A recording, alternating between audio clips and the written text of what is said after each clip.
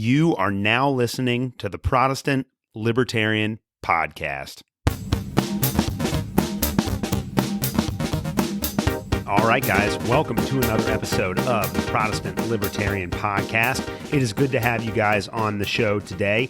I just finished reading up a book. I'm recording this the week after Thanksgiving, so I have no idea when this episode is going to come out. I always prioritize and privilege the interviews that I have with guests over the solo episodes that I do, and so sometimes, like with the episode I released on James K.A. Smith and Ludwig von Mises, I sit on an episode for months and months and months at a time, so I have no idea when this episode is going to actually come out. But if you've been following me on Twitter, you know that I have been posting, or at least the week of Thanksgiving 2022, I posted quite a bit about a book that I read called The Peril of Modernizing Jesus by a New Testament scholar named Henry J. Cadbury. And it was written way back in 1937. And I've had this book on my radar for a really long time, but I never got around to picking up a copy of it. And I was going through, for a conversation I had with some friends a few weeks back, I was going through an essay by another legendary New Testament scholar named Christopher Stendhal called Paul and the Introspective Conscience of the West, which is an incredible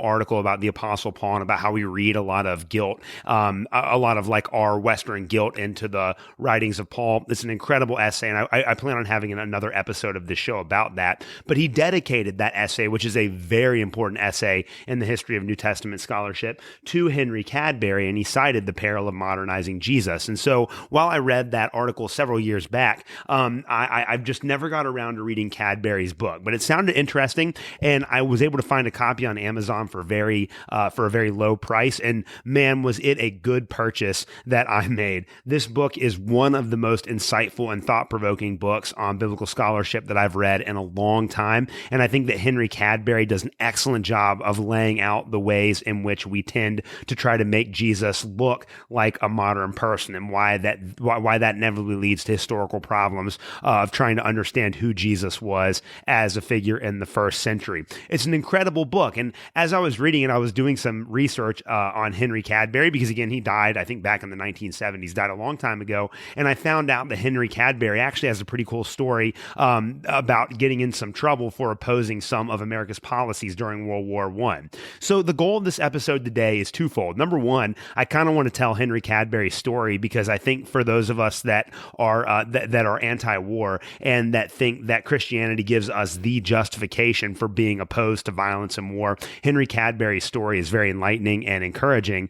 And then number two, I want to dive into a couple of the aspects of Henry Cadbury's book about modernizing Jesus that I think are the most important. There's some very interesting social and political consequences that he draws in his book, and it's amazing to hear from, kind of like an A-list New Testament scholar, even though this was, almost 100 years ago at this point, but it's amazing to hear an A-list New Testament scholar who's able to equally critique all sides of kind of the political, or all the different political perspectives that were available in his day, using a historical interpretation of the New Testament. So I'm very excited to dive into it. So Henry Cadbury, to start out, was a Quaker, and I've always been familiar with the Quaker tradition. They call themselves the Society of Friends, but for those of you that might not be familiar with the Quakers, I'm reading this from the Quakers' own website. They have the best domain name, Quaker.org, and I'll put a link to this in the show notes today. But in the website here, it says, the Religious Society of Friends is a movement within Christianity that began in 1650s England.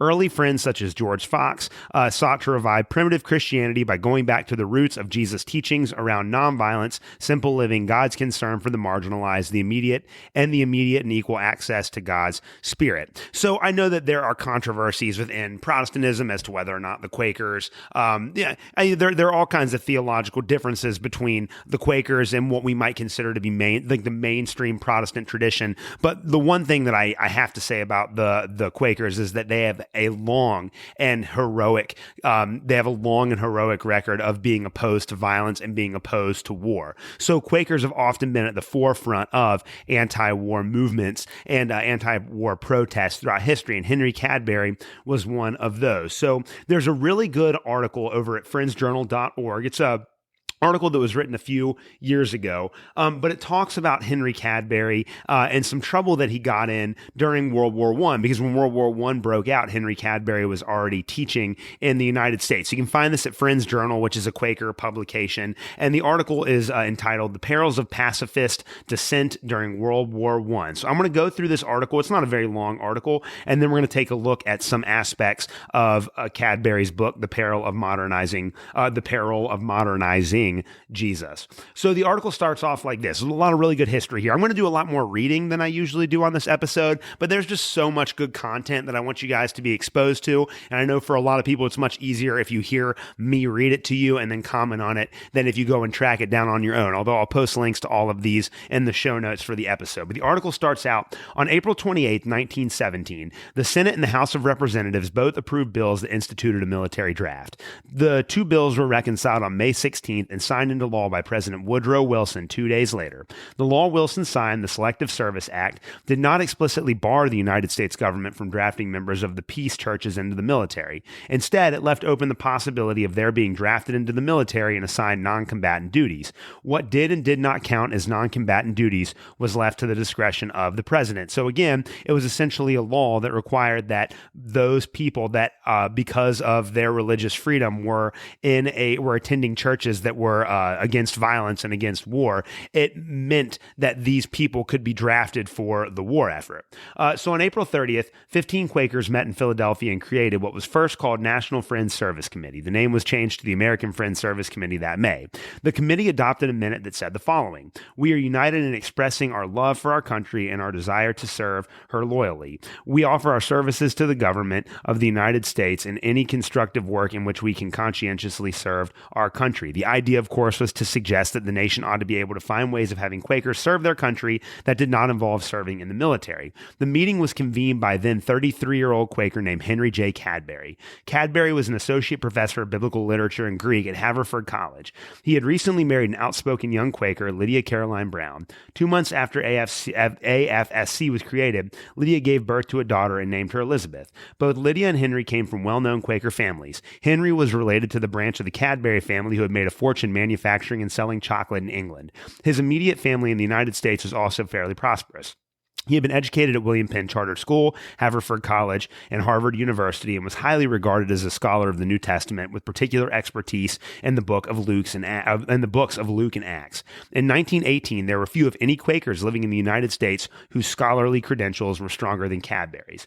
It seems entirely fitting that Cadbury convened the first meeting of what soon became the American Friends Service Committee. Cadbury, together with his brother-in-law, played a huge role in shaping the early history of AFSC, chairing the committee from 1928 to 1934, from 1944 to 1960 as well. When Quakers were awarded the Nobel Peace Prize in 1947, it was Cadbury who traveled to Oslo to accept the award on behalf of AFSC.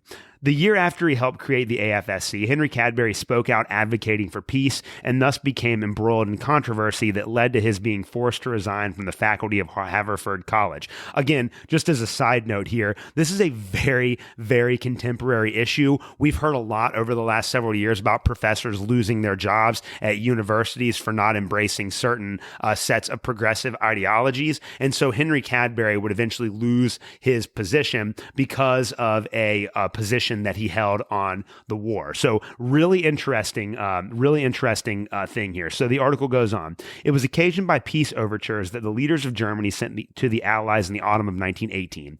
Many Americans viewed these efforts with deep suspicion. The war was going well for the Allies, and they sensed a decisive victory might be close at hand. And in the autumn of 1918, many Americans were filled with a deep hatred of the German nation. Consider, for example, an editorial that was published in one of Philadelphia's leading newspapers, the Public Ledger, on October 7th.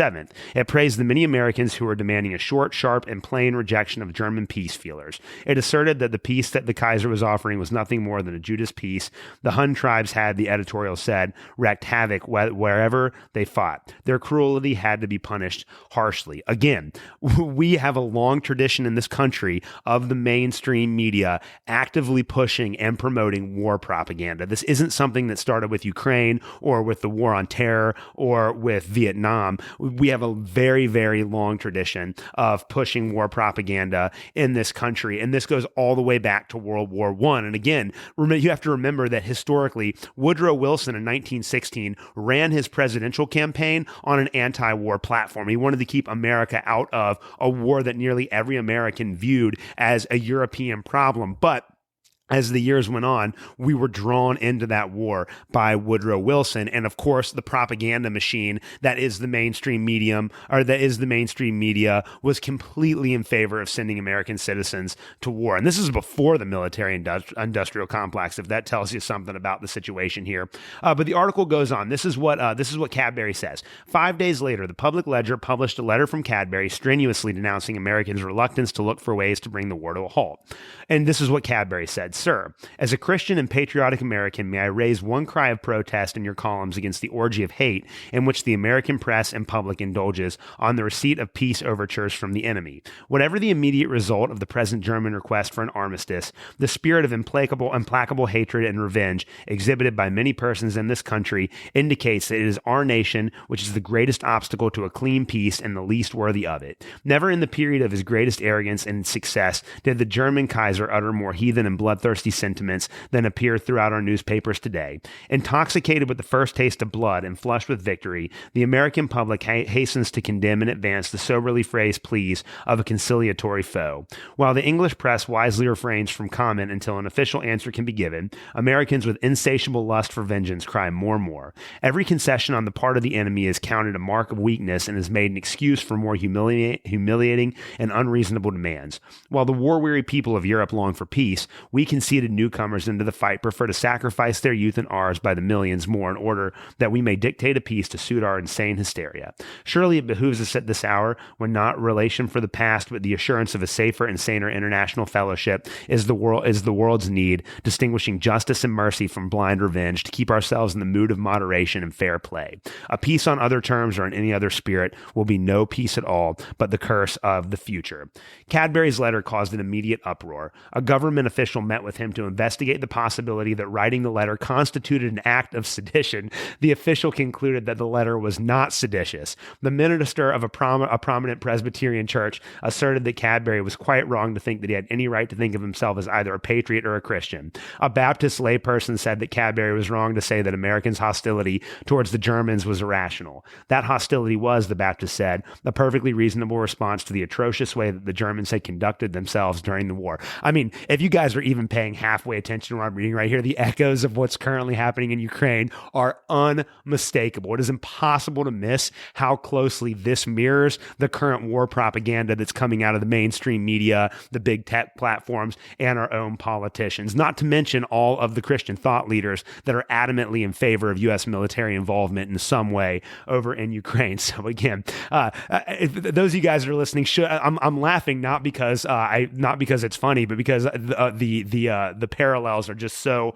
striking. So the article goes on. In 1918, most of Haverford's faculty were Quakers. The president of the college at the time, William Wister Comfort, was also a member of the Religious Society of Friends. So were all of the members of the board of managers that oversaw the work of the college. Some of the members of the board came from families that had contributed money to the AFSC. The board, whose chair was a Quaker businessman named Asa S. Wing, had allowed AFSC to set up a camp where young Quakers could be trained for non-military forms of service. The board had refused to allow its campus to be used as a site for military training. Nevertheless, despite the institutional prominence of Quakers at Haverford College in this area, significant support for militarism existed on campuses and throughout the country. The college tried to reconcile its Quaker origins and ideals with views of the larger community of which it was part. Even at this relatively early date, many Haverford College students and alumni were not Friends, meaning they weren't Quakers. Some of them were already in the military, others were in the process of joining it, and some of the college's students and alumni were shocked by the letter that Cadbury had written to the Public Ledger. 27 of the college's alumni, all of whom had graduated from Haverford between 1880 and 1908, wrote the board a note expressing their displeasure. Those men said that they believed that peace was good, but that the kind of peace they wanted to achieve was one that was just and righteous. They said that in light light of the bestial actions of the Germans, the views Cadbury expressed in his letter amounted to treason. Cadbury was, in their opinion, unworthy to be a member of the college's faculty. They advised the board to ask for Cadbury's immediate resignation from the faculty. One of the other letters referred to Cadbury as a cranker. Another argued that the college supported Cadbury, then it would alienate many of its most important alumni. Alienating those men was not, the letter writer warned, something that the college could afford to do. So again, just like in the modern world that we live in right now, or the contemporary world that we live in, there are people that lose their posts at college not based on the fact that their ideas might have superior validity, but on the fact that alumni might not like what they have to say. A lot of this stuff, a lot of the silencing of people with dissident political positions, and a lot of the shutting down of alternative viewpoints has to do with funding and with political pride. And it was the same thing back then as it is today. Cadbury seems to have been taken aback by the furor his letter created, the article goes on. He seems not to have contemplated the possibility that the letter would cause such consternation and so many calls for him to leave the college. Within days, however, Cadbury's position at the college had become completely untenable. On October 21st, he wrote a letter to the college's board in which he offered to resign from the faculty. In the letter, he praised the board for their deep devotion to the religious traditions on which Haverford was founded and expressed his profound regret for having caused the college so much public embarrassment. The next day, the board began discussing what they referred to as the grave situation resulting from the reception of Professor Cadbury's letter. President Comfort told the members of the board that Cadbury possessed certain personal characteristics and combative tendencies which lessened his usefulness as a member of the faculty. He also told them that Cadbury was a hard worker, a fine scholar, and a man of integrity. The board members' response to the situation was anything but straightforward. Several voiced a commitment to academic freedom and said that they did not want it to look as if Haverford was subject to the sway of excited public opinion. But members of the board strongly disapproved of the letter Cadbury had written, and they suspected that accepting his resignation might well be in the best interest of the college. They believed that the habit of temperate judgment and consideration for the feelings of others with whom one has associated one's self should always characterize the utterances of a scholar. So in the autumn of 1918, the members of the board could not agree on whether or not Cadbury's letter of resignation should be accepted. The board stopped short of firing Cadbury, but suspended him from teaching with pay and appointed a committee of respected board members to investigate the matter more thoroughly. In March 1919, Cadbury wrote a second letter of resignation in which he said that he was resigning because he wanted to teach at another school. Haverford's board accepted the second letter of resignation and also adopted a minute which expressed its admiration for the way that Cadbury had responded to the controversy his letter had sparked. Shortly after resigning from Haverford's faculty, Cadbury informed the leaders of AFSC that he was moving away from Philadelphia and was thus obliged to resign his position as a member of the board. In June of 1919, AFSC accepted his letter of resignation with deep regret. The end of the war was still months away, but the efforts of the AFSC to ameliorate civilian suffering in Europe had already begun. The possibility of Quakers performing wartime service without being inducted into the military had been widely recognized, a victory for all conscientious objectors in the United States. After his departure from Haverford College, Cadbury landed on his feet. He taught at Andover Theological Seminary from 1919 until 1925 and at Bryn Mawr College from 1926 until 1934. In 1935, Cadbury joined the faculty of Harvard Divinity School and taught there until 1954. At Harvard, Cadbury continued to do important work on the New Testament and also launched a series of thorough investigations into Quaker history.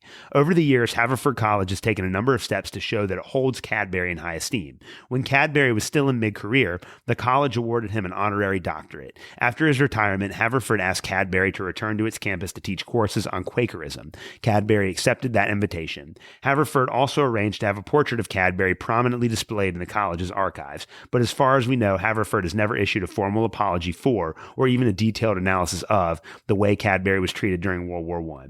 Given how little we know about the inner workings of the board, it is tempting to let its actions recede quietly into the background and to focus more attention on what Cadbury said and did. But yielding to that temptation would get in the way of our understanding the nature of Quakerism in the early decades of the last century. Quakerism was then, as it is now, a complicated admixture of prophetic impulses and pragmatic proclivities. Little is gained and much is lost when we pretend otherwise. So again, there's a great backstory here, and this is exactly one of the reasons why I wanted to take a couple of minutes to dive into Cadbury's book. We've highlighted other New Testament scholars on the show today, and of course, a lot of the New Testament scholars that I admire have taken up very controversial academic opinions or academic perspectives and often taken a large amount of public criticism for holding those beliefs. So we've talked about that in a number of episodes. One of the things that's really interesting about biblical studies as an academic discipline is that because it is a discipline that touches on people's religious sentiments, that because we're analyzing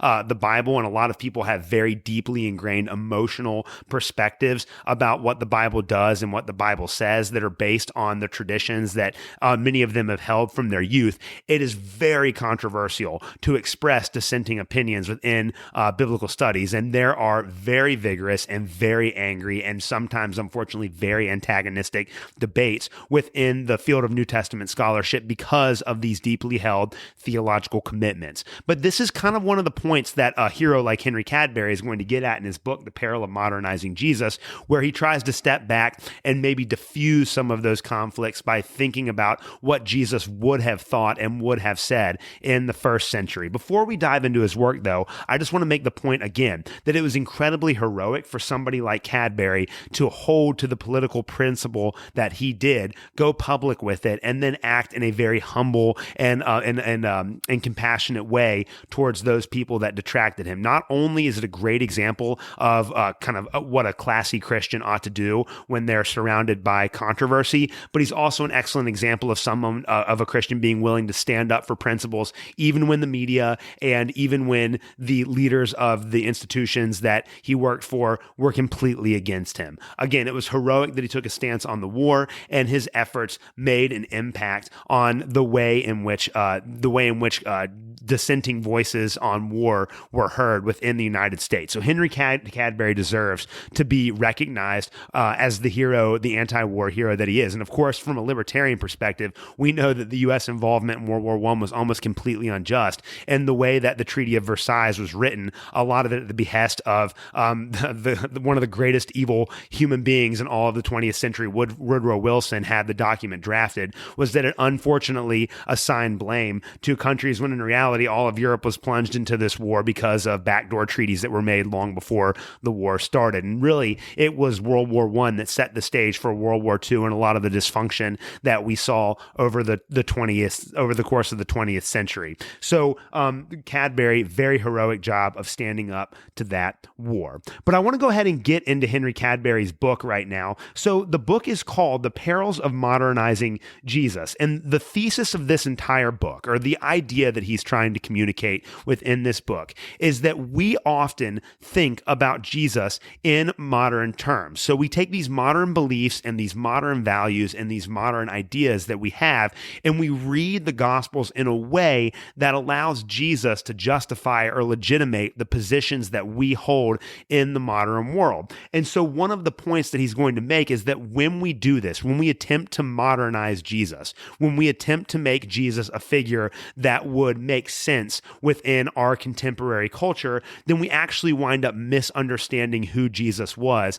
and what he said. And this is an idea that is fundamental to all New Testament scholarship. It goes all the way back to the beginnings of New Testament scholarship and the Enlightenment. If you remember our episodes that we did on the quest for the historical Jesus, it all begins with a figure named Herman Samuel Reimarus, and he came up with this idea that when the Gospels were read properly, that the Gospels would undermine all of the teachings of the Catholic and Protestant churches during that time, that reading the Gospels historically would allow people to get back behind the teachings of the churches to figure out what Jesus was really like. And this has been the impulse in biblical scholarship ever since the beginning. But Henry Cadbury makes the point over and over again in this book that this process is not as easy or as simple as people would often like to think that it is. And he's writing in, again, 1937. So this is in the wake of the great work, The Quest for the Historical Jesus by Albert Schweitzer, which more or less brought about an end to the first quest for the historical Jesus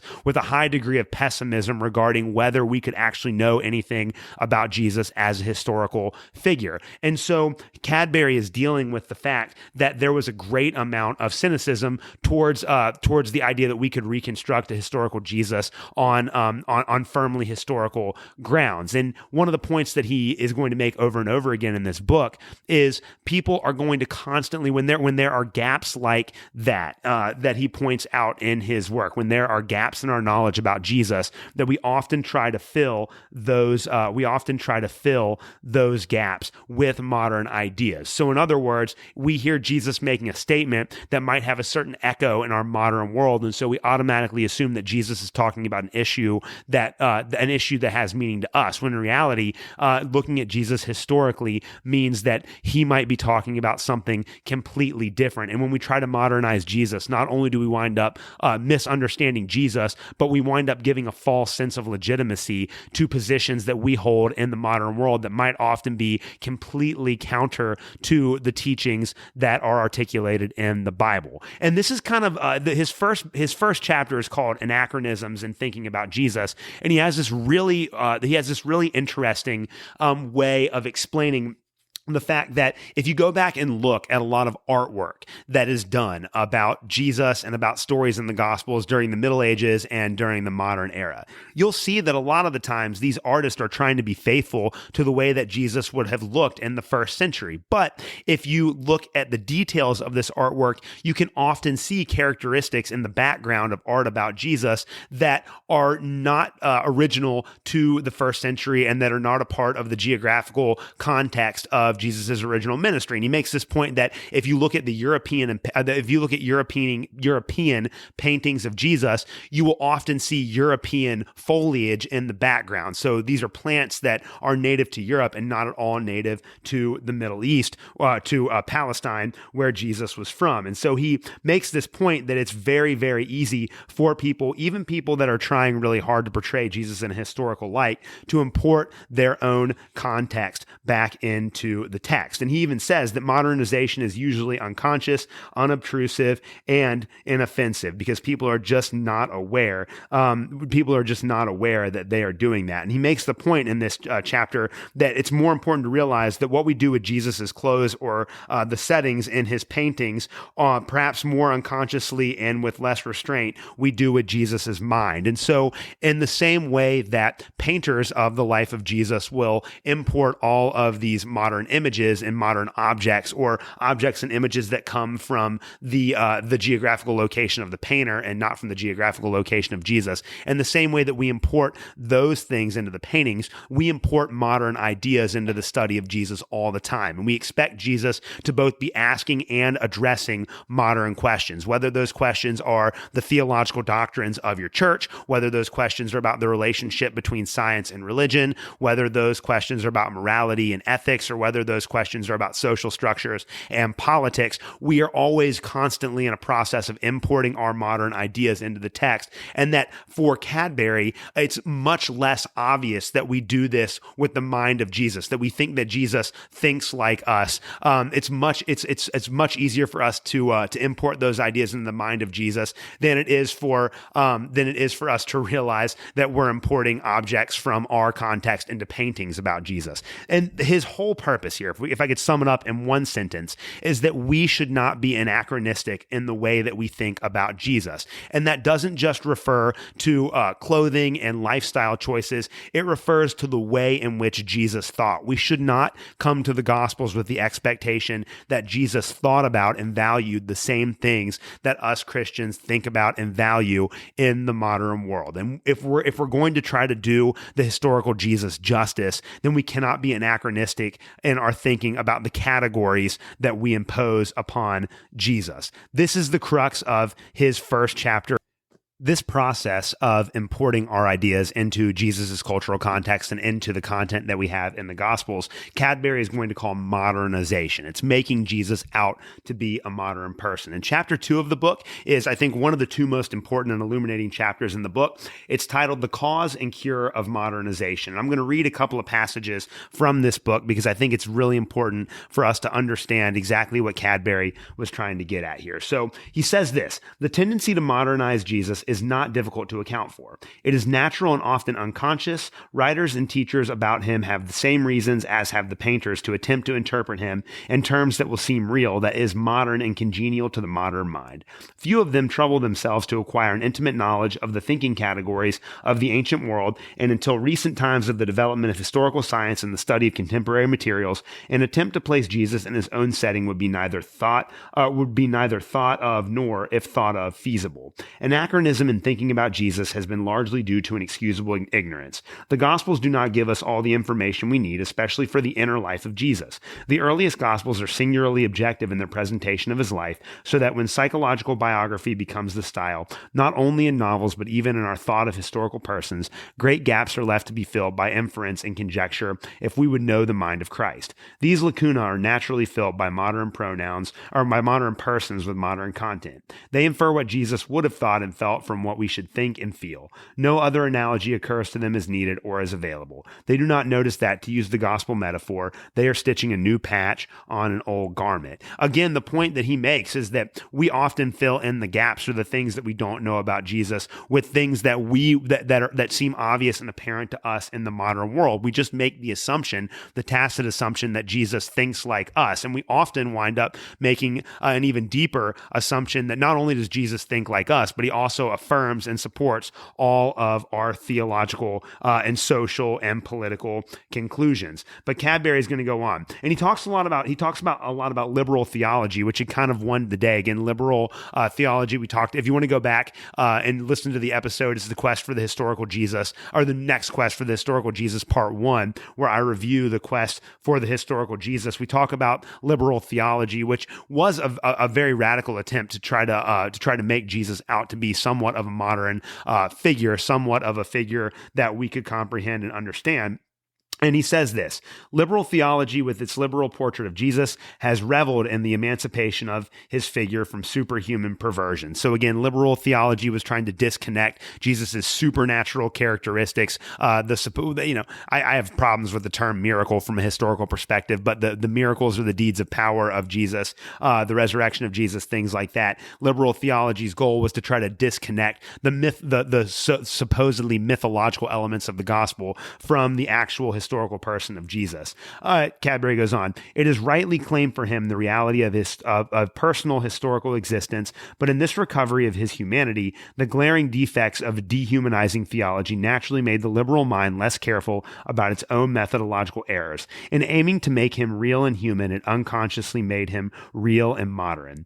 But where the evidence has been ambiguous or lacking, and sometimes almost in the face of clear evidence to the contrary, a modernized Jesus has been substituted for what was often intended to be a historical Christ. In this way, the eager escape from a dehumanized Christ has been responsible for too little fidelity to the genuine first century elements which a truly historical portrait requires. And so Cadbury's making He's making a point from liberal theology there that it's very easy when people disconnect the quote-unquote mythological elements in the gospel of Jesus from the actual historical figure, that it makes him very difficult to understand. What Cadbury says is that when you disconnect those elements, what you're left with is a picture of Jesus that is very incomplete. If you look at the gospel records, we actually know very little about Jesus, and he claims that the liberal theologians, and he's not just going to turn this on the liberal theologians, as we're going to see later on, but he makes the claim that the liberal theologians fill in all of those gaps in the historical records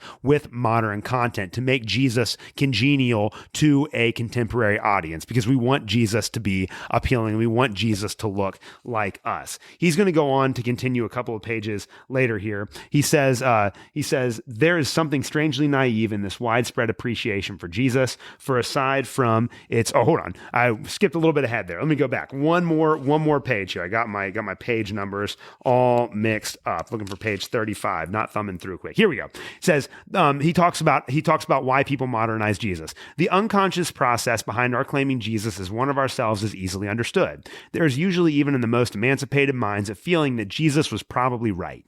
In few circles would a proposal be damaged if shown to be in accordance with the mind of Christ. Everyone likes to find his own sentiment independently and unexpectedly sponsored by others. The agreement guarantees, if guaranteed guarantee is necessary the correctness of one's own opinion.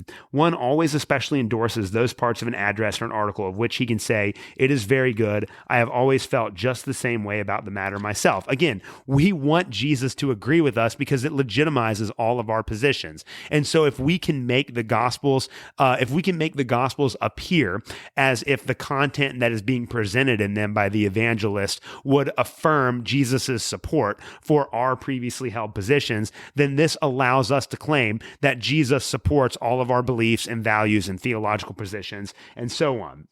Cadbury goes on. There is something strangely naive in this widespread appreciation for Jesus, for aside from its genuine recognition of his real worth, it contains so often a quite unintentional self-flattery. Nearly every word of enthusiastic praise for truths we think we find in him is really only a claim of his support for our own viewpoint. That is some powerful stuff right there. Again, nearly every word of enthusiastic praise for truths we think we find in him is really only a claim of his support for our own viewpoint. That whenever we find something that we like in Jesus, we flatter ourselves by saying that he must have supported it, and we pat ourselves on the back because we also support the thing that we think Jesus supported. Cadbury goes on. When we say that in spite of apparently unmodern, unethical, unscientific, or impractical elements in Jesus' teachings, he must have meant such and such modern, ethical, scientific, or practical truths, we are calmly assuming that knowledge is with us, and that insofar as he was right, he must agree with our standards. And if thereupon we can argue that he does agree with our standards, then we claim, ostensibly to his honor, but really to our own, that Jesus saw ahead of his time and has been gloriously vindicated by modern experience and knowledge. Again, very powerful stuff. The idea that Jesus would be employed to vindicate our modern perspective. And this is really it. And if you're like me, I follow a lot of very conservative Christian thought leaders, and I follow a lot of very progressive Christian thought leaders on Twitter. And what's amazing about, and libertarians do this too. This is something that the entire thinking human species is guilty of. But it's amazing how quick and self-evident both a very progressive and very conservative thought leaders are when they appeal to Jesus. They think that it's just evident in the gospel that Jesus supports all of their theological and social and political perspectives. And Cadbury would make the point that when somebody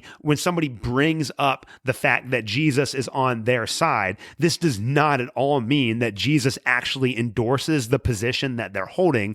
What it means is that they're trying to use Jesus as a form of legitimation for the positions that they hold, positions which might have been derived outside of the Bible and which might often be in direct contradiction to the teachings of the scriptures. And this is the problem and the peril of modernizing Jesus, is that when we try to modernize Jesus, we try to make Jesus affirm all of our beliefs, all of our values, and all of our practices. And this not only does this lead to misunderstanding of Jesus in the historical sense, but it actually neutralizes the impact of Jesus's teachings on our lives, because instead of allowing Jesus to be the one through whom we learn, we're just imposing our own values and our own thoughts back on Jesus.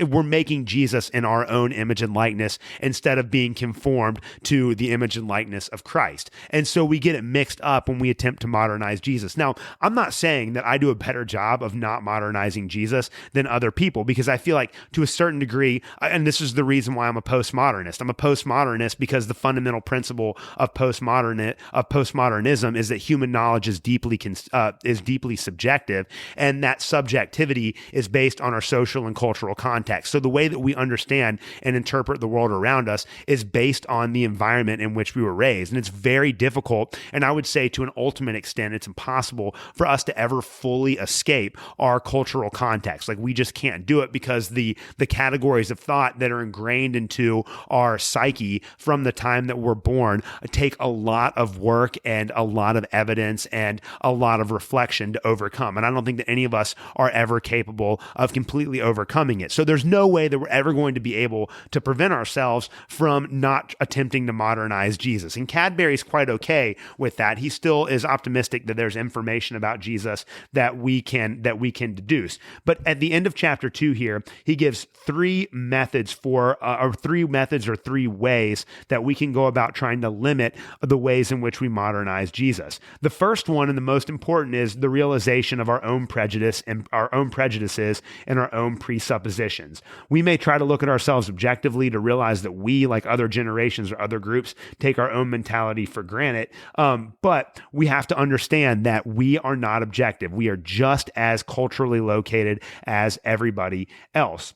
And so we have to try to understand our own biases. We have to try to understand what cultural forces cause us to think in the way that we do. We have to really stop and think about why, about the foundations upon which our theological principles are resting. And we also, very importantly, have to be open to the fact that our prejudices and presuppositions might be wrong, and that Jesus might not share our prejudices and presuppositions. So it's a very important point. The second one Cadbury outlines here is the second method of attempting to rectify our thought of Jesus is the effort to learn the mentality of his environment. And this is why I think it's so important to study the Bible and to read books about the Bible that are written by historians and by biblical scholars, and not just about theologians, and not just written by like theologians and apologists. And again, this isn't because I don't think that there's a place for theology or apologetics in the church. It's just that all of the greatest theologians and all of the greatest politicians, I don't know what that form of the word is, all of the greatest people that do apologetics are people that have done the hard historical work to understand Jesus's first century context. And so we are going to be able to limit modernizing Jesus if we understand the intellectual and social and cultural world in which he lived. And this is true not just for Jesus, but for all historical figures. And the mark of a quality historian is that the historian is able, to the best of their ability, to take off their modern glasses, to take off the lenses through which they view the modern world, and through historical reconstruction and resource and examining the primary sources and reading books, try to embrace the worldview of the people that they are studying. It's not enough to analyze historical figures from our modern point of view. You have to actually try to inhabit the world in which they live, it's never possible to do that to the fullest extent. Like, we're never going to be able to do that fully, but by attempting to understand the world that they live in, we can eliminate or limit the process of modernization and the imposition of our values on history. He goes on to say the third and the most tangible corrective is the gospel records. They are a standing enemy as well as a standing ally to the modernization of Jesus. He's going to say that, again, the Gospels are an ally because people are always going to appeal to the Gospels to find proof text for their interpretation of who Jesus was and why Jesus supports their political or social or theological values. But the other point that he's going to make is that the Gospels are all we got. They're the best primary sources. These are the documents that get us the closest as we can get to the historical Jesus, outside maybe the testimony of Paul. And I would say I have some very traditional views about the authorship of the New Testament. So I would say that 1st, 2nd, and 3rd John and 1st and 2nd Peter go back to figures that actually had encounters with the historical Jesus. However, as a side note, the Gospels have to be the standard by which we gauge all interpretations of Jesus. And so trying to understand the Gospels in their historical context, how they were written, what information they can communicate, how they function as literary text, all of these are going to allow us to better understand what Jesus was actually saying in the Gospels and not just impose our own ideas on the text. Now, if you're familiar with hermeneutics or biblical interpretation at all, if you've read like a first-year book on biblical interpretation, these ideas should sound familiar to you. But Cadbury lays them out in such a clear and concise way that it makes it very easy to understand and appreciate just how profound this challenge is for us as modern thinkers. I just love his approach to this text. Not to this text, but I just love his approach to both trying to understand Jesus and then understanding ourselves as people that interpret Jesus. Again, highly recommend this. And if you're new to biblical interpretation, I couldn't think of a better introduction that deals with the knowledge gap between contemporary thought and the thought patterns and the thought categories of the ancient world. This book really does a great job of laying this out. So the rest of the book, Cadbury is going to go through both a bunch of ways in which we can overcome the process of modernization and several of the ways in which he sees modernization most at work during his time. And again, it's going to be very interesting just how modern and contemporary some of these examples are. But the most interesting chapter, and the one that I'm going to close on here as we get ready to wrap up the show in a couple minutes, is a chapter called The Limitations of Jesus' Social Teachings. And so he's going to deal with a lot of very important libertarian adjacent ideas about the way in which we can use the Gospels to affirm or support both our social and our political views in society. And again, you have to remember that this was written at a time when progressive Christianity was kind of the dominant or the main variant of Christianity within American culture. And this goes back to ideas that are found in a very small portion in Thomas Kidd's book, Who is an Evangelical? And again, chapter 9, or not chapter, but episode 9, if you want to go back and listen to that. It's a great review of the history of the evangelical movement. But then the great libertarian philosopher Murray Rothbard was one of the first people to identify this problem that in the late 1800s and early 1900s, most progressives were Christians, and they were Christians because they thought that the Bible justified their progressive approach to American politics. And to a certain extent, later fundamentalism would be a reaction to that, although the early fundamentalists were all political progressives. They believed that the nation should reflect what they thought the Bible said about teachings. And so, Cadbury is going to get into this when he talks about the limitations of social teaching. So here's what he says. The limitations of Jesus' teaching are generally reckoned with by modern scholars. The incompleteness of our records, the uncertainness of their transmission, the original incoherentness of their presentation are all admitted. Jesus laid down no rules to be universally applied. His teaching was casual and illustrative, ad hoc in particular. Nevertheless, we are told that there is enough clear evidence to assert that he had an intense interest in human society and gave utterance to fundamental social principles which accord with the best findings of modern sociology and were intended as a guidance for the revision of human relationships. His gospel was in brief a social gospel. The kingdom of God, said Walter Rauschenbusch, which is an old scholar, is the lost social ideal of Christianity. So he points out this irony within the ways, he points out this irony with how people interpret Jesus, and a modern biblical scholarship, even at that time, was very skeptical about the amount of knowledge that we could gain from the Gospels. But he makes the ironic point that while they didn't think we could know much about Jesus at all, they were able to glean from the Gospels these incredibly broad-reaching social and political ideologies and incredibly broad-reaching social programs. So on the one hand, you have these progressive scholars that are saying, we don't know hardly anything at all about the historical Jesus, but we also know, on the other hand, that Jesus would affirm all of our social and political commitments. And Cadbury says that just doesn't work. So he's going to go on page 89 of the book here. He says, the limitations which I have mentioned are, however, all quite minor as compared with the objection which I wish to raise in this chapter to the modern emphasis on Jesus' social teaching. The fundamental question is, did Jesus really have a social outlook at all? And by social, he means the way that we should structure society. So it's about politics, social programs, those kinds of things. The answer to this question depends on how one defines social. Probably it can be defined in such a way as to be applicable to Jesus. The word has a breadth of meaning, and I do not wish to quibble about words. But as the term is commonly used today, there seems a strange excess, not to say anachronism, and so strongly connecting Jesus with its various connotations. The vogue of the social interruption or interpretation of the gospel is familiar, even to a superficial observer of tendencies in religious thought.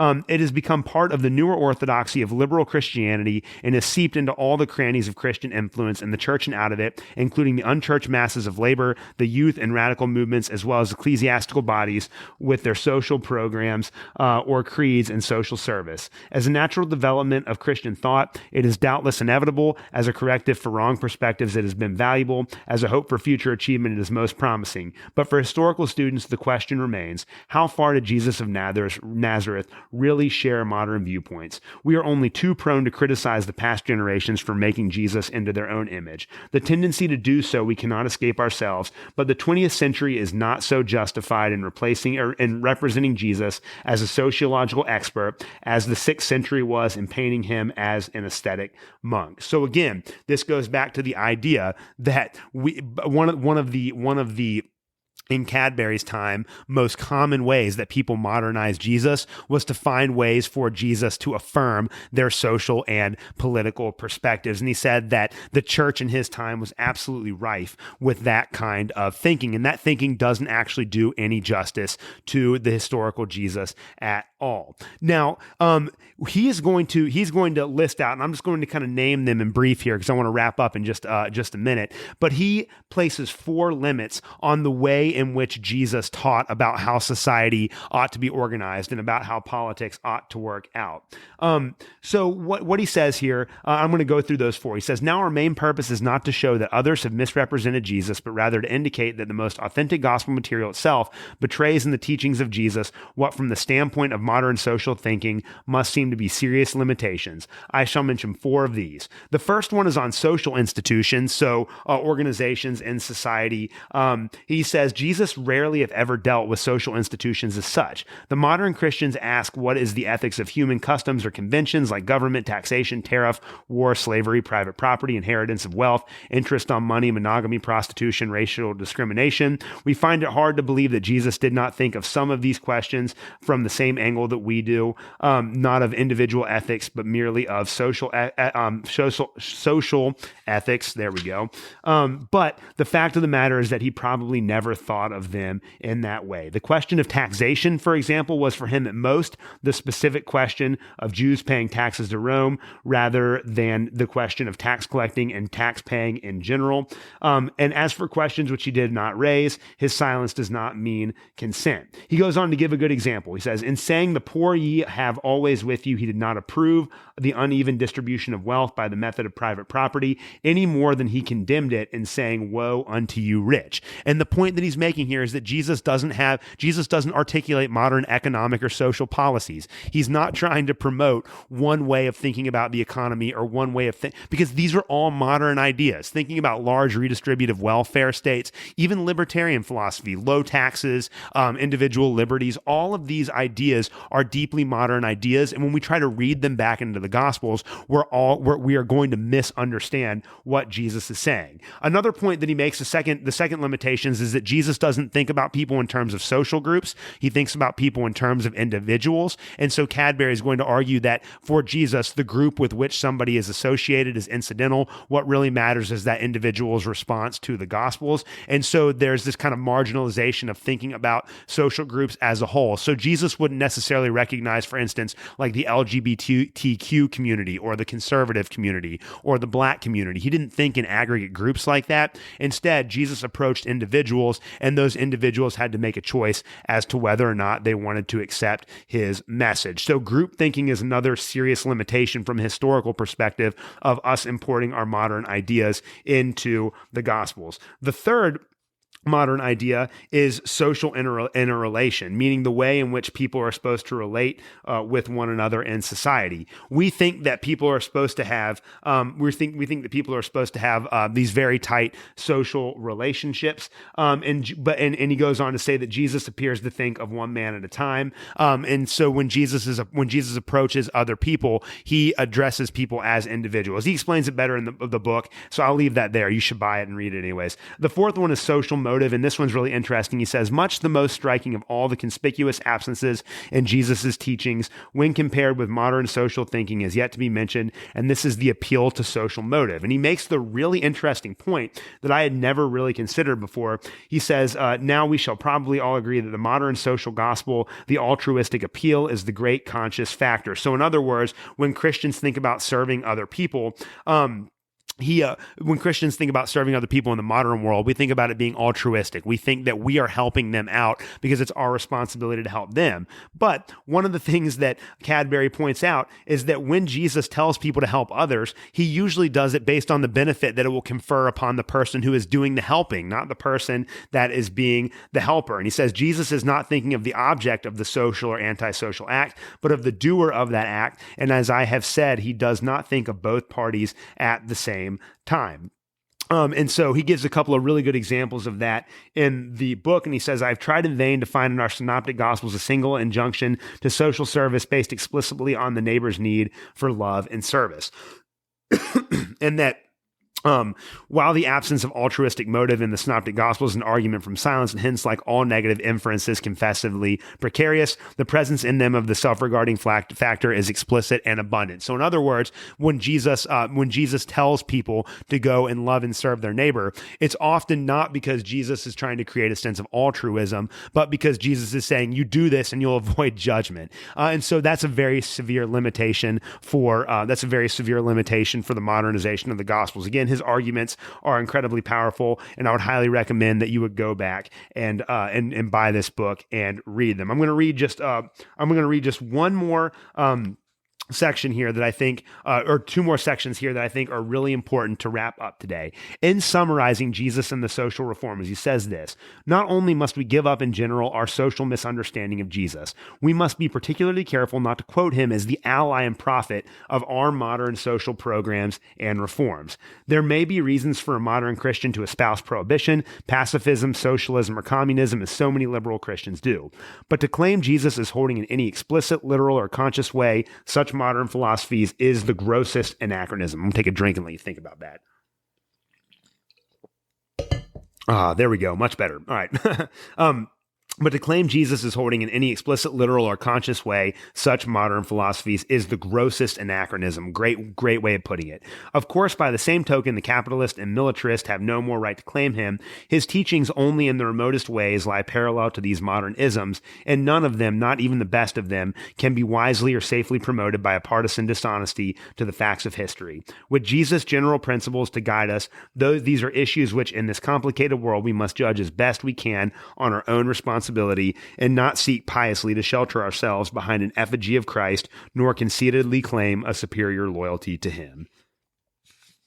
Again, that's just an incredibly powerful statement that Cadbury makes. And he also adds this to it a couple of pages later. He says, one of the tragedies of so much moral idealism based on modern interpretations of Jesus is precisely here that, with its eye on right through distant goals, it allows itself to follow paths which themselves ignore or deny the same ideals. Hence, we crush the individual in order to make a better world for individuals. We permit tyranny in the quest of liberty. We wage wars to end wars. Were we as sensitive to the immediate consistency of the means as we are ambitious for the ends, we might discover that evil is not the road to good.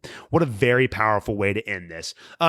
Cadbury's argument speaks for himself. The point that I want to make here, and this has been a theme that I've come back to over and over again on the show, but it bears repeating, is that I don't think that Jesus was a libertarian. I don't think that we can deduce directly libertarian ideas from the Bible. Paul, Peter, Jesus, John, none of them articulated libertarianism in any coherent way, because libertarianism is a modern idea. And to try to find justifications for all of our libertarian beliefs in the scriptures will only lead to us misinterpreting the Bible and missing what the Bible was originally trying to tell us. I think Cadbury makes a really good point there about trying to understand the principles that Jesus are outlining in the Gospels, because this might help us to have more productive debates and conversations with people that are not libertarians in the modern world. So let's take a principle of Jesus real quick here. One of Jesus's principles is the need to serve the poor, that if there are those that are poor and in need, that we should help them.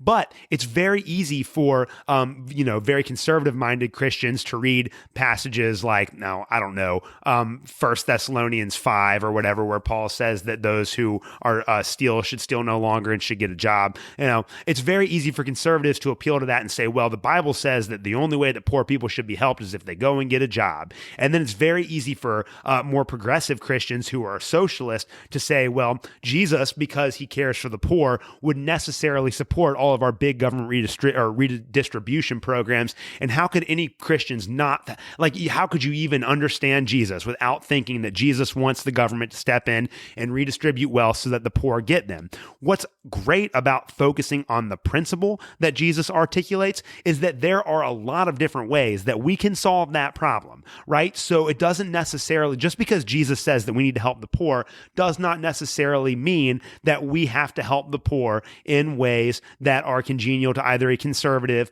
or a progressive policy perspective. That's not the way that this works. Instead, what we should do is have a debate about how the poor are best served, and we should be able to have a robust and intellectual debate without having to appeal to scriptural proof text to justify the political and social positions that we hold on alternative grounds. Again, Jesus wasn't a conservative, he wasn't a socialist, he wasn't a libertarian, he wasn't any of these categories, because these categories did not exist in the ancient world. We have these principles that are laid out by Jesus, and we have to try to figure out how to best implement those practices in the modern world. And obviously, from a libertarian point of view, free market economics and private charity are the best ways to help those that are in need. And again, I think this helps us to be sympathetic. If we find progressive Christians that think that socialism is the road to help those that are in need, we can have a debate with them without having to appeal to Jesus to justify our political positions. We can hold our positions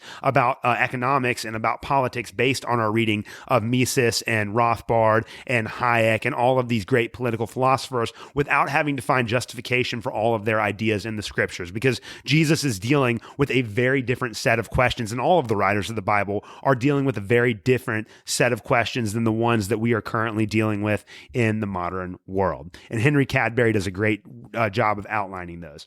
All right, well, we've gone almost an hour today. As always, thank you so much for hanging on to the end of the episode. I really appreciate all of your support. Thank you guys so much for listening, and I hope you guys learned a lot. Again, I'm going to be posting links to these articles in the show notes. Do yourself a favor. If you want to give yourself a good present, go on Amazon and buy a copy of Henry Cadbury's The Peril of Modernizing Jesus. You will not be disappointed. Thanks again for listening, and we'll see you guys next Tuesday.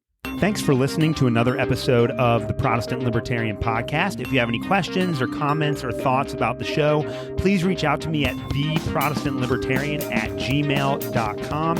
You can also follow me on Twitter @ProLibertyPod. Again, you can follow me on Twitter @ProLibertyPod. You can also support the show by leaving a rating or a review on your favorite podcast app. Thank you guys so much for listening, and we'll see you next week.